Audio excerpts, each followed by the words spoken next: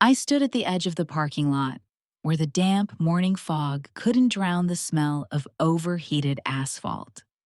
Grit crunched under my soles, sharp as ground bone. The red light on my badge flashed, and the turnstile stayed locked, silent as a storage cell. On the glass door hung a printout of audit numbers. Beneath it, my name was bolded like a sentence. Above me, the roof hummed with air conditioners. Cameras rolled lazily along the perimeter, and I felt their round indifference. The guard's face reflected in the metal frame, empty. I swiped my badge again. The only answer was a faint click of refusal. My fingers trembled, not from the cold, but from the heat spreading inside me, the kind that rises from brake discs after a hard stop. My joints answered with familiar pain. Decades on my feet, in warehouses and freezing hangars, had turned them wooden. In my youth, I ran these stairs without thinking. Now each flight reminded me I wasn't 20, not even 40. At my age, they don't fire you. They scrap you, like an old forklift that still runs, but isn't worth the cost. The box with my things was unexpectedly light. A dented thermos, a crumpled photo, a faded badge from my first shift, a notebook full of part numbers and routes. 30 years of my life fit into cardboard, the kind people leave at the curb. I walked down the concrete stairwell, where the vents blew dry air and stopped beneath the sign that once meant stability. Now, it was just plastic. Across the street, trucks split the morning with their roar, couplings clashing like chains. I could hear the threads of my life snapping. I walked to the bus stop fast, almost running, not giving myself time to think. But my body reminded me. Lungs cut by the cold air, knees throbbing. At home, my daughter waited. Her alarm clock, her lecture schedule, her notebooks with neatly folded corners. Those small straight edges used to calm me. That day, they turned into blades. When I opened the door, the first thing I saw were bags piled at the threshold. My jackets, my folders, a bag of shoes. She stood in the hallway, leaning on the wall, bare ankles showing, her eyes fixed on me as if I were a stranger. In the kitchen, the clock ticked loudly, sharp as a bone counter. I set the box on the table, and the wood groaned. I tried to explain with my eyes. This was a mistake. A glitch in numbers and stamps, something we'd soon undo. But her silence rang like steel. She didn't speak. She didn't plead. She only lifted the bags, set them beside me, carried out a pot gone cold, pulled the rent notice from the mailbox. All her old hesitation was gone. Her movements were exact, like a nurse prepping an injection.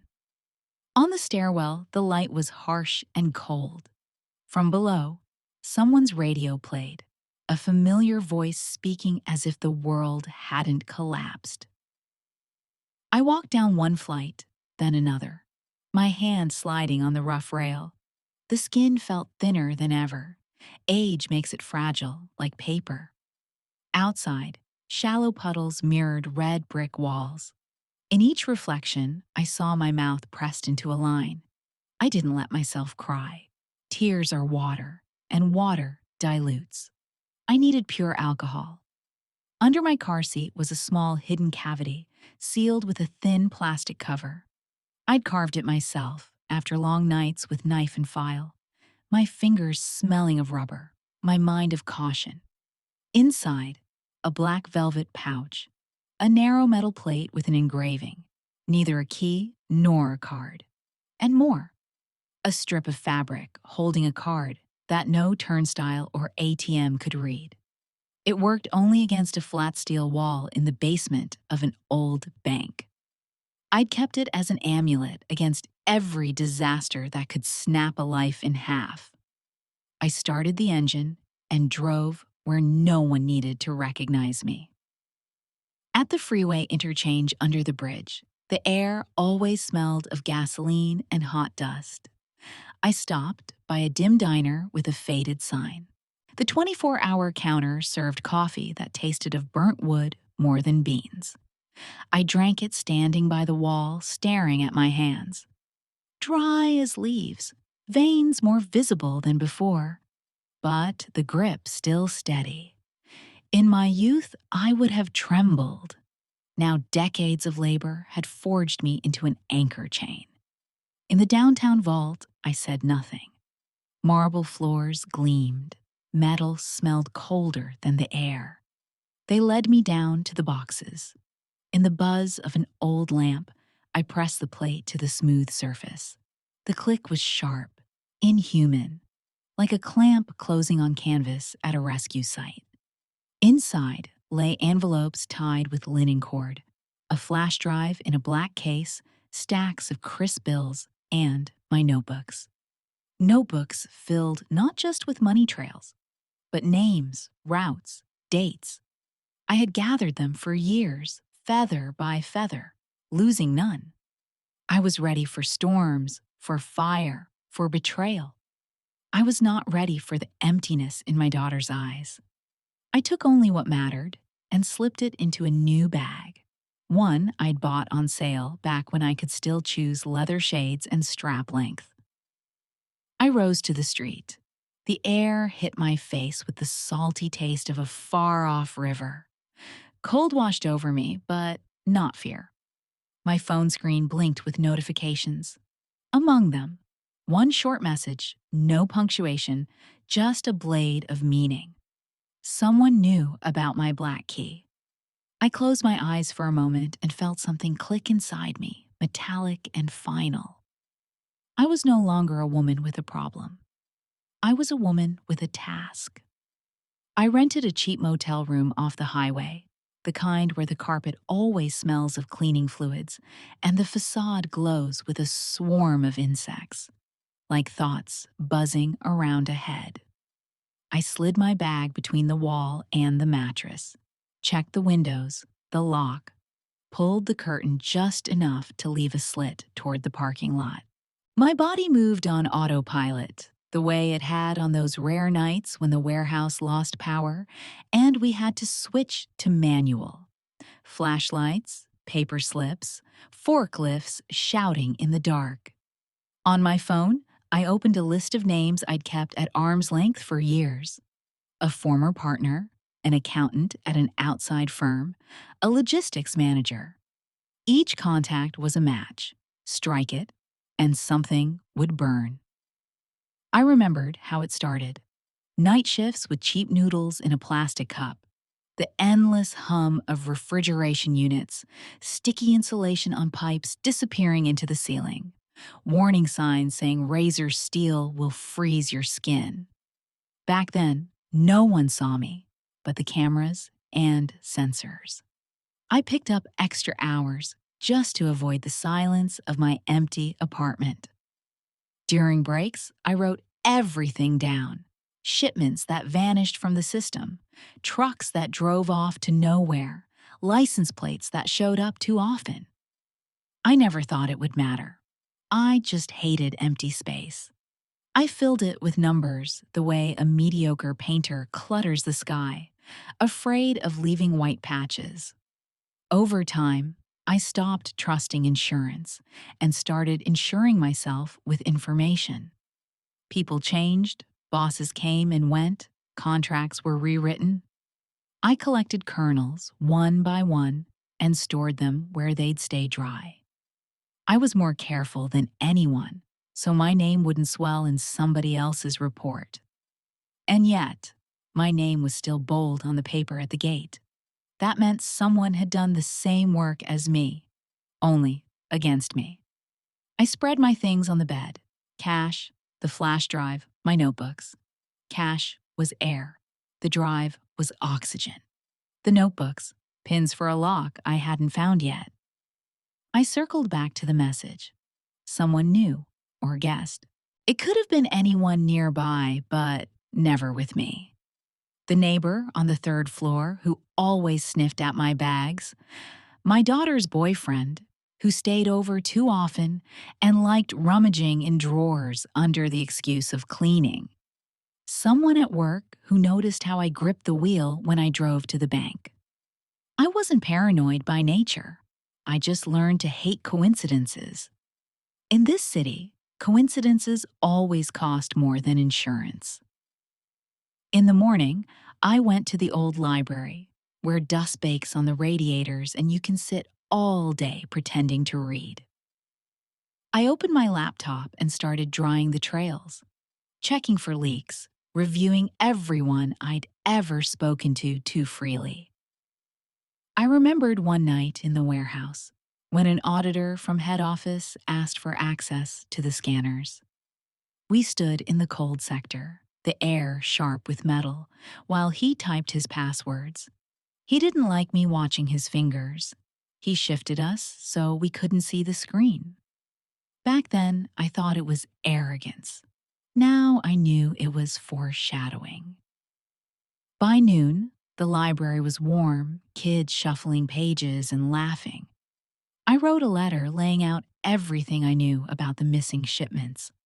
I didn't send it to a paper or a police station. I sent it to someone who knew how to dig where digging wasn't advised. I knew I was stepping into a heavy game where every window might hide a camera with a mic. I knew there was no cozy kitchen behind me anymore, just an empty motel room. But I had a flash drive like a knife and a black key like a shield. That evening, I slipped into my old apartment when she wasn't supposed to be home. I grabbed the last of my things: sneakers, old scholarship letters, a box of school medals that had gathered dust for years. In the attic, I found an empty phone box, her boyfriend's brand. Inside the tray was a tiny device shaped like a pin. It wasn't a pin. Something inside me locked tight. I checked my bag. On the inner lining, along the seam, my nail caught on a rough spot. I dug it out, a second tiny eye, staring at me in silence. I didn't know the model, but I knew the principle. They wanted to know where I went, what I took, what I hid. Someone had been in my room more often than I thought. I spent that night parked beside Semi's, loud, but safer. A truck next to me idled diesel, the warm, sour smell wrapping me like an old blanket. I slept in snatches, waking to every gear change. By dawn, I'd made the choice I couldn't postpone. I stopped waiting for the next hit. I struck first. I drove to the street where people with darting eyes and open palms gather, a modest cafe wedged between pawn shops and garages, the kind of place you could watch the world without showing your face. I sat with my back to the window, studying reflections. In spots like this, there's always someone who's seen another person fall. And I was right. A woman slid into the booth beside me. Her face had been scrubbed clean of fatigue 1,000 times, but it always came back like a stain. She told me, without prompting, that her brother had died from fake pills, powdered death sold as medicine. She didn't know who, but she knew networks like that aren't small. I listened, stored addresses, habits, patterns. My problem was just another head on the same hydra. Cut one, two more grow. I needed the heart. I needed someone inside, someone who had already taken the wrong step, and now might take the right one. Not from virtue, but from fear. He showed up before dark. I didn't see his car, but I heard the whisper of his wallet as he sat at the next table. He smelled of ink and fresh laundry. His ankles were too clean for this neighborhood. He slid his card, left a bill just above average, tucked a napkin into his pocket like it was nothing. He wasn't from here, but he wanted to stay invisible. And anyone desperate to stay invisible, that's someone you can use. I followed him out and caught him snapping a photo of a shop sign across the street, checking geotags. He wasn't a cop. Cops don't check geotags. He was an auditor, an inspector. At the warehouse, we called them soft hands. They came in smiling, asking too many questions, finding too many people. I caught a glimpse of his phone screen, dots jumping across a map, leading straight to the places where our shipments disappeared. I knew I'd grabbed the right thread. That same day, I went back to the vault. I pulled everything that could speak louder than me. Records of shipments, lists of transport numbers, photos of slips I'd taken on an old camera and shown no one. I knew the next step meant war, but there was no other road. My daughter had drawn the line on the wall and shoved me across it. Now I was walking to the place you only return from in two ways: with proof or in a bag. In the suburbs, where houses line up like teeth on a comb, there was a corner store where evening exhaustion came in plastic bags. They sold food meant for those who got whatever was left after the better parts were already taken. I went there often, not to buy, but to listen. I didn't like gossip, but I learned to separate noise from truth the way a pharmacist separates the active ingredient from filler. One night, I finally heard what I'd been waiting for. A shipment came in without markings. Same boxes on the outside. Inside, something else. Inside, emptiness, like my kitchen. I drove to the next district, where the railroad sawed the city in two. And under the bridge, it was always cold, even in the heat. I met a man whose hands had once run stress tests at our warehouse, but now only gripped a cheap coffee cup. He didn't ask for anything in return. He had nothing left to lose. He told me a new route had opened, short, fast, invisible to the main system. It ran at night, when reports were already filed and asleep. And it wasn't just legal freight slipping through. Blood was running down that line, hidden under the name of salvation. I followed the chain. I picked up a side job as a cleaner in a clinic, the kind of place that emptied out at night while prescriptions lay on desks like forgotten letters. From trash bins, I pulled names and dosages, piecing together the routes where people received not help, but injections of silence. In the back lot stood dumpsters, one smelling different. Not of waste, but of cardboard and fresh ink. Inside were empty blister packs, husks like sunflower shells. I didn't touch them. I photographed them from a distance, leaving no fingerprints but my own eyes. That night, I came back to the motel and found the door forced. Nothing was missing.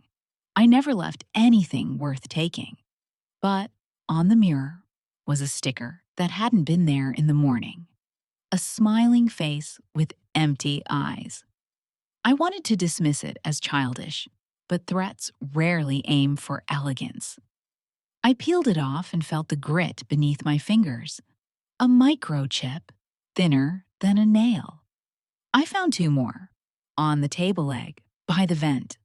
They wanted to know what I breathed. I left in the dark without looking back.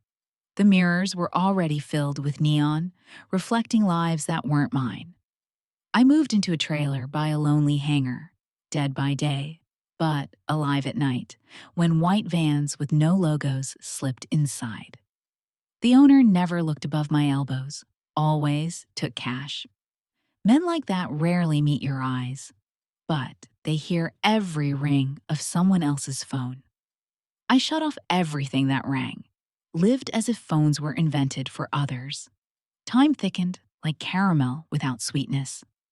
I woke not to alarms, but to the inner buzz of danger. If a theory failed, I threw it out like spoiled dough. If it held, I rolled it tight. One line began to take shape. Shipments weren't vanishing at the warehouse or on the road. They disappeared the moment they crossed one particular boundary on the map, a dull square of fields and 3 villages. Where the road bent like a knee stood an old pumping station, officially dead, unofficially alive. At night, boxes rustled on its grounds, and an hour later, trucks rolled out empty. I tracked them at a distance, like beasts, marking each time they slowed. Black asphalt, black back door, black ledger. Too neat to be chance. I pressed farther. Took a job as a night guard in a private security firm that patrolled part of the logistics park. My post was a frozen corner where 2 fences met. Nothing but wind and the rustle of tape snagged on razor wire. At night, a truck rolled up. Not on the list. Inside was the man with soft hands from the cafe. He stepped out, zipped his jacket, raised his phone. On the screen, bright green sparks of dots. He waited for them to align. They did. With my notes. I realized we had the same enemy, but not the same rules. He worked for the kind who use people like me as disposable filters. Let the dirt run through us, toss us aside with the smell still clinging, pay a fine without taking off their gloves. I wasn't going to be a filter. I intended to be a valve. I sent him a photo from my old camera, no name attached, showing boxes being unloaded at the pumping station. I didn't wait for a reply. Still, 2 days later, he appeared near my trailer. Never looked at the door, just parked and stared at his screen. After a while, he left.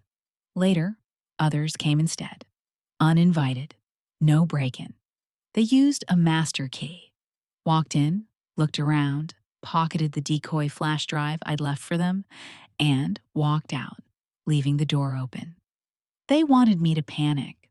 Wrong address for that emotion. I began gathering people who would talk in exchange for protection I couldn't really give. I gave them one thing, the chance to be recorded. I recorded, stored the files on drives hidden in bundles of bedsheets at a laundromat off the highway. I laughed silently at my own caution, kept my hands busy so the laughter wouldn't crack into hysteria. I sent copies to someone who could make a case of it. I knew he wasn't my ally, just a man forced to walk the same road. At night, I felt someone tracing new paths through mine. I knew I was being led, not the hunter anymore, but prey. And still, I found the heart. It didn't beat under the pumping station. It beat inside a glass tower, its lower floors gleaming with storefronts, its upper ones padded with chairs where decisions were made. There sat a girl in a suit I remembered with braids and grass stains on her knees. Now she carried the surname of the man whose vaults I had used. She smiled from magazine pages, urging investment in the future. Her future was built on drained blood. I stared at that smile until my teeth ached from clenching. I didn't need to cut one wire. I needed to cut the whole net. And I was running out of time. From that day, everything began moving faster than I could write it down. I'd always recorded every detail, but now the events outran the lines. Breathing grew harder. A constant rasp in my chest like an old engine in the cold. I knew that sound. Age teaches you to listen to your body like a machine, where one fault could be the last.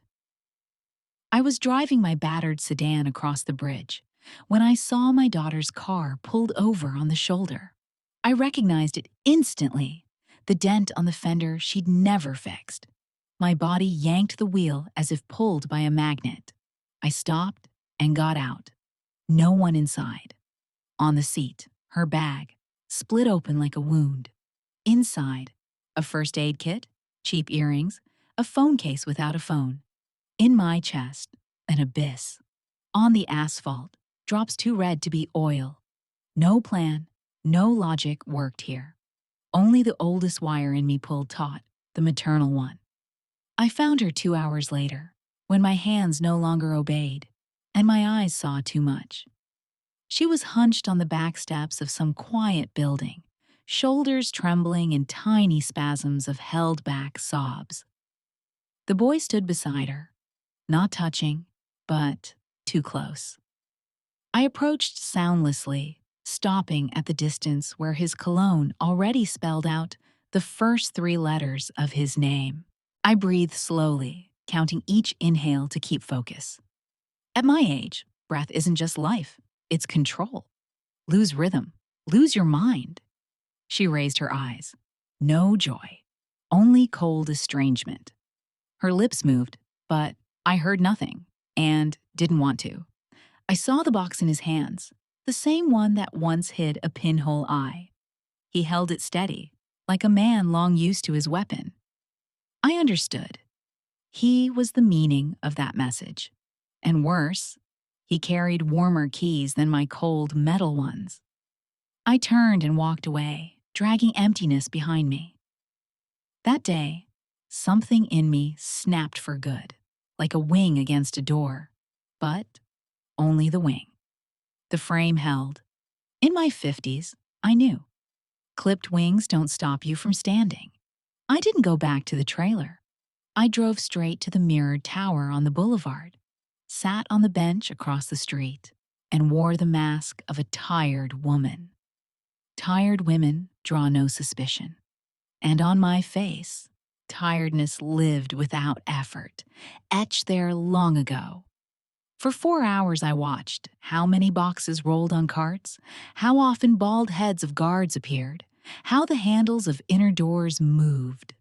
Patience, I knew, was its own kind of strength. The weak spot was the roof, a platform for maintenance reached by stairwells. Sometimes people climbed with bags. I saw one bag packed carefully with small cases. One worker jerked his arm, surprised by the weight. That wasn't paperwork. That was metal. Flash drives weigh nothing. Truth weighs heavy. That night, I slipped onto the roof through a neighboring building whose owner liked to ignore ladders for cash. The rungs creaked under my stiff joints. I breathed shallow so the air wouldn't rasp in my throat. The roof was empty. A faded glove lay by the edge. I pulled it on and went to the hatch. It smelled of dust, iron, and the sweet tang of expensive paper. I descended one flight and heard voices. Voices meant nothing to me. Pauses between them did. I waited for one. It came, a door latch clicking shut. I slid into a service corridor. Behind a thin partition stood a cabinet of cases, each marked with the charity's logo. I remembered the girl with braids, now in a suit. The charity helped hospitals, supplied clinics, raised donations with tender stories, and moved, inside those shipments, what turned the poor into death's relatives. I cracked one case, pressed record on the small device hidden under my shirt.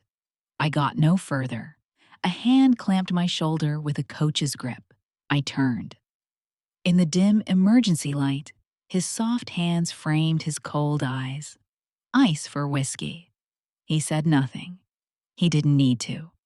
With practiced ease, he slid a decoy drive from my pocket, like taking candy from a child. His phone blinked. His elbow steered me downward, the way capital steers dreams away. Each flight of stairs rang like a step toward the edge. They didn't beat me. At my age, bruises would have been too obvious. They just sat me in a small metal room and left me. Time in there trickled like water down a pipe. You don't notice until you drown. I tried counting seconds, lost track at a number that felt like a date from my past. At some point, the door opened. Someone set a bottle of water and a sandwich on the table. Kind. That was the warning. I understood. They wanted silence, and silence in our world costs more than gold. I left at dawn with phone numbers that no longer answered and the feeling of crashing into glass. On the street, I saw the same smiling face I'd peeled from the motel mirror. Only now it was painted on the wall. Permanent. They were marking me, like loggers mark a forest before the cut. I drove to the river and sat by the water, smooth as lies.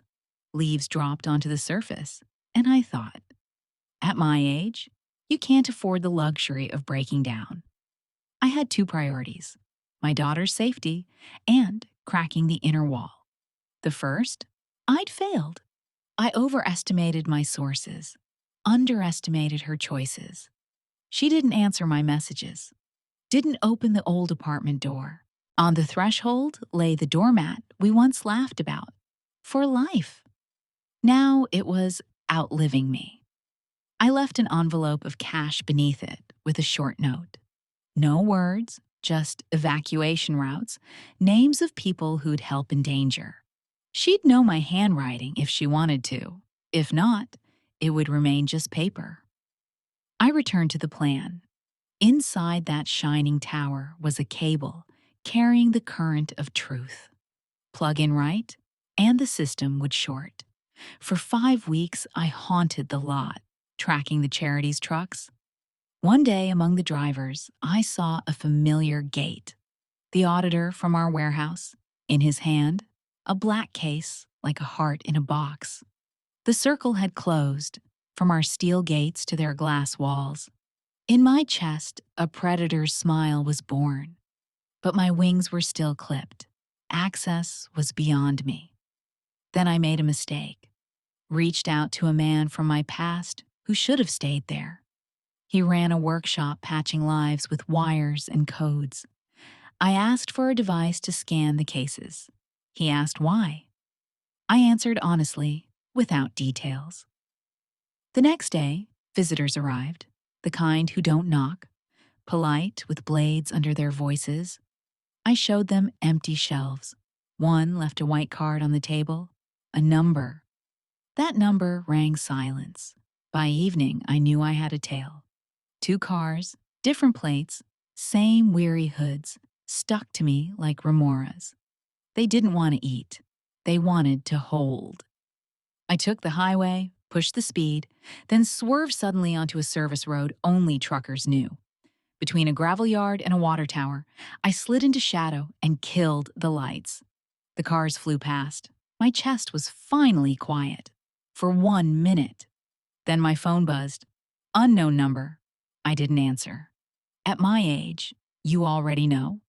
Silence isn't something you speak to. I knew what lay ahead. Wasn't a battle, but open heart surgery. And I knew I had no medical training, only hands that had learned to move without shaking. I set the place and the time, though I understood it would draw even more eyes to me. I chose an abandoned warehouse by the railroad tracks, once full of corn, now full of nothing. In a heap of empty sacks, I hid part of the drives and notes. In another spot, the money. In a third, I left a message for the man with soft hands, so he'd stop thinking I was playing alone. The day came, and the sky did its job pretending not to care. I stood at the open doorway of the warehouse and listened to the freight trains rumbling past, always on schedule. Footsteps echoed on the concrete. At least 3 sets. One heavy, boots with thick soles. One light, heels touching softly. One too careful, the steps of someone who had only ever watched until now. 3 men entered, one with soft hands, one with a square jaw, one with nervous shoulders. They spread into a half circle, keeping their distance, like predators testing a trap. I raised my palms to show they were empty. Only the palms were. Inside, every nerve rang like stretched wires. I said very little, only enough to make them listen. I recited shipment numbers, dates, names, the address of the pumping station, the charity scheme, the hidden segment of the logistics chain near the county line. I spoke the surname of the little girl who had grown into a woman in a suit, and the air itself grew heavier. Then I set a case on the table, the one I had carried from the service corridor. I didn't open it. I knew it would want to open itself, like an abscess. Soft hands stepped forward, flicked the latch. Inside were drives, papers, photographs. I watched the focus shift in his eyes. He no longer saw me. He saw a case. That was good. That was very bad. I paused, let my words settle. They did. Then I lifted a second bag and spilled out stacks of cash. Not a bribe, a lure, a mandate. Money always makes people honest about their dishonesty. The square jaw twisted into a grin. Nervous shoulders flinched. Soft hands stayed soft. And then I heard footsteps behind me. Footsteps I knew better than my own breath. I turned and saw her standing in the doorway. My daughter. Pale, like a painting left too long in the sun. A thin red thread wrapped her wrist, a gift from someone she trusted. She looked at me like I was a lost bet. Soft hands turned his gaze on her. The scene shifted before my eyes. This wasn't a play with a scripted ending. This was improvisation, where every word could cut. I scanned her quickly. The pocket of her jacket sagged heavier than it should. I knew what was in there, a device that could turn conversation into evidence or into charges against whoever spoke. I saw traces of tears on her cheeks, and my whole being lunged toward her. But I didn't move. Between us stretched a line, taut as a wire, slicing the air into before and after. I turned back to Soft Hands and told him I had 2 more cases, and unless I got guarantees today, they'd go to a network that never asked permission. I knew no guarantees would come. I just wanted to see the thought flash across his face that the game might be slipping from his grip. He exchanged a glance with Square Jaw. Nervous shoulders froze for the first time. And then, it all broke. A siren wailed across the lot, filling every inch of air. I hadn't triggered it. Someone outside wanted us scattered in noise. People moved at once. Drives clattered to the floor. Bills scattered like startled birds. Square Jaw lunged for a window. Nervous shoulders for the door. Soft Hands lunged for me. That was the moment I did what I had only prepared for, in the worst scenarios. I burned the money. I struck a lighter to a stack and watched flames bite the paper with the hunger of a starved dog. Fire is an honest ally. It doesn't pretend. Heat slapped my face. Ash lifted like snow. Panic short-circuited everyone's math. Soft Hands flinched back. Instinct stronger than logic. I grabbed the case of drives and ran for the black exit without looking back. My daughter was behind me. I felt her breath like my own. Out on the tracks, the roar of trains covered our steps. We ran along the rails, and in my head, there was only one thought: get her to safety, and myself to the place where all this could be turned into a weapon. We crouched in a service tunnel until the noise drained away. She shivered, and I gave her my coat. I didn't ask questions. My role wasn't to ask. It was to lead. When the air thinned enough to breathe, I took her to the car. We drove in silence, because words would only be nails. I left her with someone who knew how to hide people as well as evidence. I left her there with an envelope and addresses and drove away without letting myself look back. That night, I delivered the case to a man high enough to crave public victories, but low enough to dirty his boots. He weighed it with his eyes and said very little. I read his lips. Wait. I don't know how to wait. But I had no choice. I returned to the river, where the water still played its mirror games. I sat on the concrete edge, frost crawling over my skin. I didn't know who would call tomorrow, who would knock, which doors would open. I knew only one thing. I'd pulled the rope a little to my side, even just an inch. Sometimes that's enough to make a whole train jump tracks. Tomorrow didn't make me wait. It arrived loud, with headlines full of smiles that hadn't yet had time to turn grotesque. The Charity Foundation was all over the news. Reports showed happy children, brand new equipment, ribbons snipped by scissors sharp as razors. Familiar faces drifted in the background.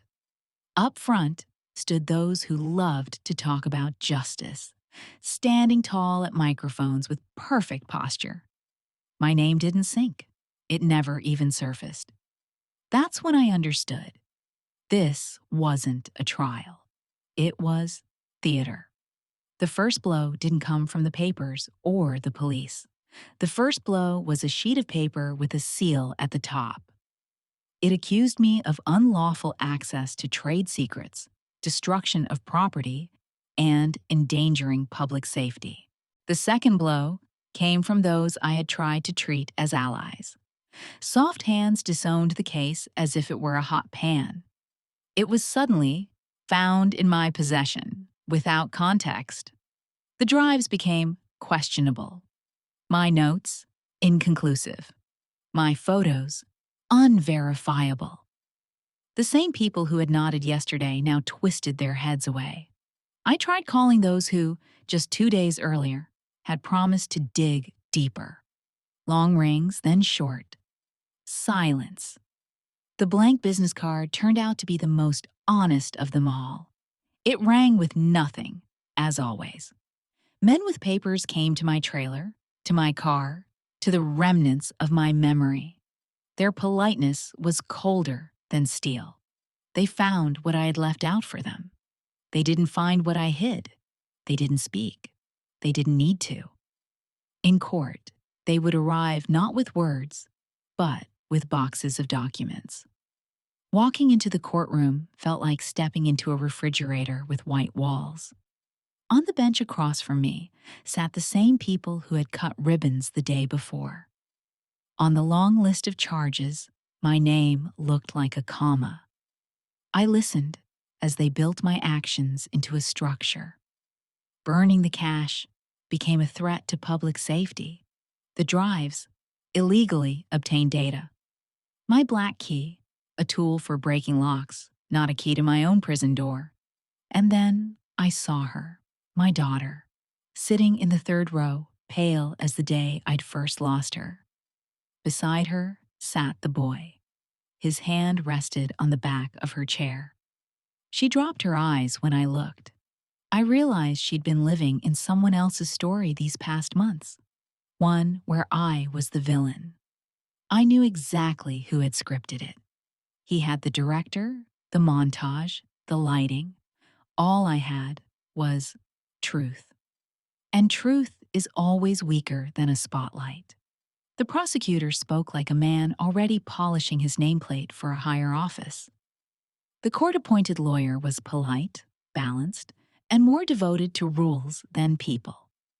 He wasn't bad. He just wasn't mine. He offered me a deal, one that required the word admit. Admit what I hadn't done. Admit what had been done by those with buildings and funds. The deal promised years, not of freedom, but of predictability. I refused. I took the stand and spoke calmly, like someone who had already lost everything. I told them about the shipments, the pumping station, soft hands, the little girl who grew into a suit, the smiley eyes painted on walls. I saw someone yawn, a clerk shuffle papers. In the window, a perfect blue sky reflected, indifferent, as always. The verdict landed like a line they'd rehearsed. I wasn't shocked, only surprised at how little time it took. Guilty on several counts, not guilty on scraps, to keep the picture balanced. They offered me years, and inside me, it finally went quiet. When a slab of concrete falls on you, there is no panic, only stillness.